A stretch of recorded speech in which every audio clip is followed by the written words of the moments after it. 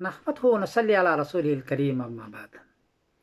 مولانا عثمان حسن زئی کراچی کے ہیں، میرے اچھے دوست ہیں۔ انہوں نے پوچھا ہے کہ رمضان میں چاند کی صورتحال کیا ہے؟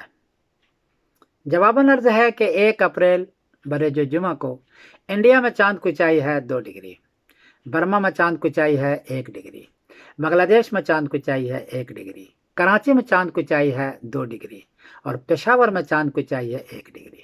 چاند 1 ڈگری اور 2 ڈگری ہے، چاند نظر آنے کا سوال ہی پیدا نہیں ہوتا، اس لیے 1 اپریل بروز جمعہ کو چاند نظر نہیں آئے گا۔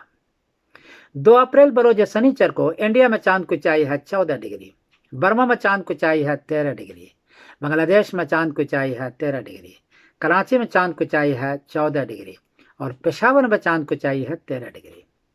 کیونکہ 2 اپریل بروز سنیچر کو 10 ڈگری سے چاند اونچا ہے، 9 ڈگری مشکل سے نظر آتا ہے، 10 ڈگری میں چاند نظر آنا شروع ہو جاتا ہے آنکھوں سے۔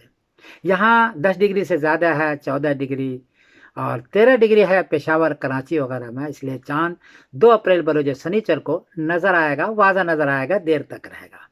اور 3 اپریل بروز اتوار کو رمضان کی پہلی تاریخ ہوگی، 3 اپریل کو 2 تاریخ کی شام کو تراویح پڑھیں گے اور 3 اپریل بروز اتوار کو رمضان کا روزہ رکھیں گے۔ یہ صورتحال ہوگی۔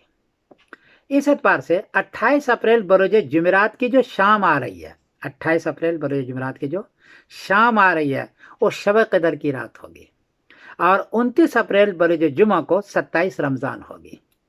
شب قدر یہ کوئی ضروری نہیں ہے کہ 27 رمضان کو ہی ہو، کیونکہ حدیث میں آتا ہے کہ 21 کو ہے، کسی میں 23 کو ہے، کسی میں 25 کو ہے، کسی میں 27 کو ہے، کسی میں 29 کو ہے، اس لیے 27 کوئی طے نہیں ہے، لیکن عام مشہور ہے، لوگ کرتے ہیں، تو اسی اعتبار سے میں بتلا رہا ہوں کہ 28 اپریل بروز جمعرات کے بعد جو شام ہے وہ شب قدر کی رات ہوگی۔ یہ صورتحال ہوگی انڈیا، پاکستان، بنگلہ دیش وغیرہ میں۔ یہ رمضان کا مہینہ ہے، اس میں قرآن پاک اتارا گیا ہے۔ آیت موجودہ شہر رمضان الذی انزل فیہ القرآن، اسی رمضان کے اندر لیلۃ القدر ہے جو 1000 مہینے سے بہتر ہے۔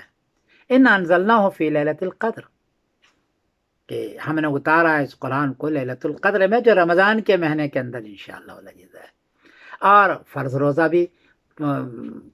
بھی فرض کیا گیا ہے، اس لیے ان مہینوں میں رمضان کا روزہ رکھیں، تراویح پڑھیں، قرآن پاک کی زیادہ سے زیادہ تلاوت کریں، زکوٰۃ صدقات دیں۔